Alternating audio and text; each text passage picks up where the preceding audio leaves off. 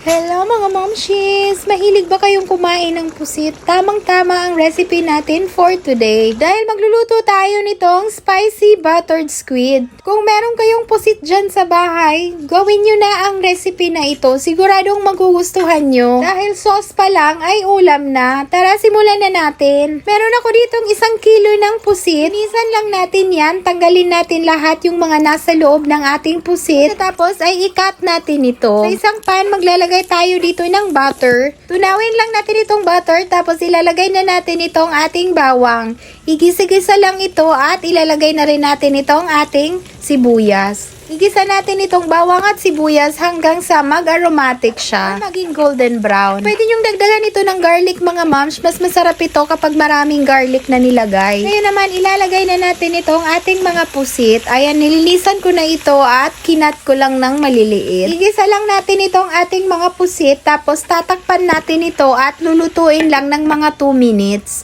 Pagkatapos nga ng 2 minutes, maglalagay tayo dito ng 2 tablespoon na oyster sauce. Maglalagay din tayo dito ng 1 tablespoon na banana ketchup. Tapos, 1 teaspoon na white sugar. Pwede rin kayong gumamit dito ng brown sugar. Timplahan lang natin ito ng konting asin at konting paminta. Naglagay rin ako dito ng seasoning granules. Optional lang. Kung ayaw yung lagyan nito ay okay lang. Pagkatapos ay ilalagay na natin itong ating mga bell peppers. Siniwa ko lang yan ng maliliit. At i-mix-mix lang natin ito ng mabuti. Lalagyan din natin ito ng pampalapot nitong ating sauce.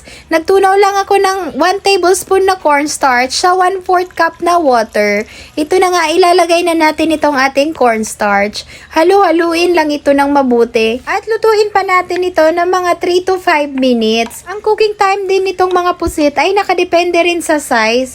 Kung malaki ang ating mga pusit ay mga 3 to 5 minutes. Kung maliliit naman ay mga 2 to 3 minutes pwede na. Pre, gusto natin ay spicy kaya lalagyan natin ito ng ating mga chilies. Lagay lang ako dito ng mga siling labuyo. Kung gusto nyong mas spicy pa ay dagdagan nyo na lang itong ating mga chili na nilagay.